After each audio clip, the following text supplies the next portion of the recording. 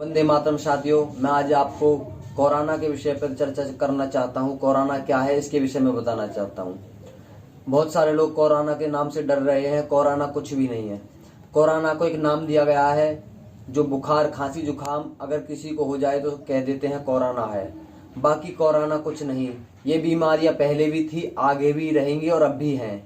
क्योंकि जब हम सर्दियों में ठंडा भोजन करते हैं, जैसे कोल्ड ड्रिंक, पेप्सी, आइसक्रीम इत्यादि खाते हैं, उससे सर्दियों में जो है आयुर्वेद के अनुसार कफ का संचय होता है, कफ इकट्ठा होता है। जब गर्मियों में सूरज की किरणें तेज होती हैं तो शरीर से पिघल कर जो है कफ बाहर निकलने की कोशिश करता है, तो हमें बुखार और खांसी जुकाम आता है। हम उस बुखार और खांसी को दबाने के लिए अंग्रेजी मेडिसिन, इंजेक्शन, वैक्सीन और एलोपैथी दवाइयाँ लेते हैं, जो उस कफ को सांस नली में सुखा देता है और व्यक्ति उससे घुट घुट करके मर जाता है। मान लो किसी को बुखार आ गया, तो बुखार के विषय में ज्वर चिकित्सा भेषज रत्नावली 12 नंबर श्लोक में कहा गया है।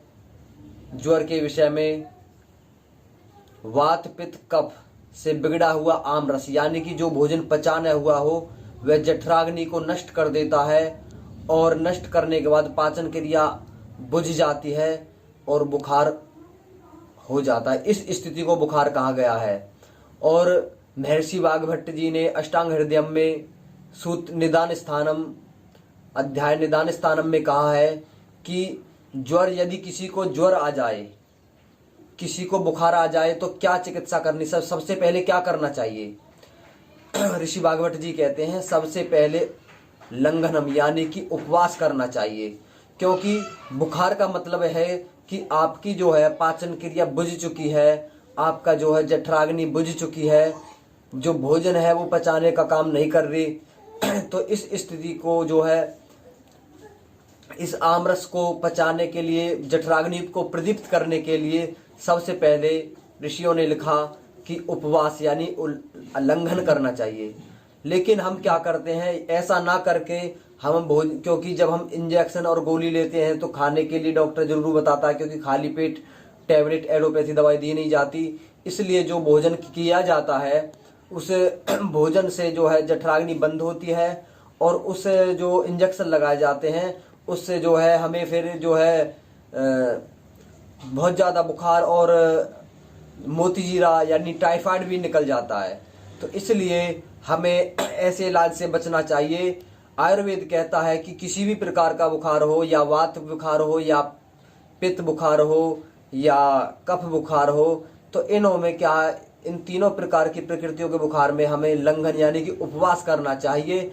और उपवास करने के दौरान हमें गर्म पानी या मूंग की दाल का पानी, यानी कि 10 गुना पानी में मूंग बना करके उसमें नमक हल्दी डाल करके दाल बना करके मूंग का पानी हमें पीना चाहिए। यह चिकित्सा के बाद दौरान अगले दिन जब थोड़ी भूख लगने लगे तो चीकू इत्यादि खा सकते हैं।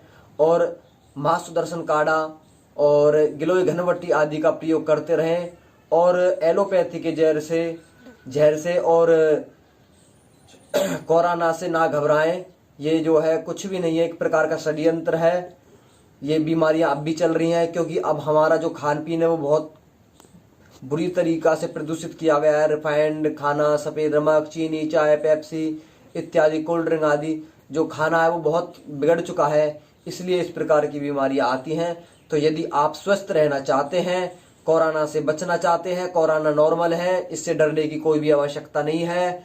अगर आपके घर में किसी को भी बुखार, खांसी, जुकाम आदि होता है तो सबसे पहले गर्म पानी का प्रयोग करें।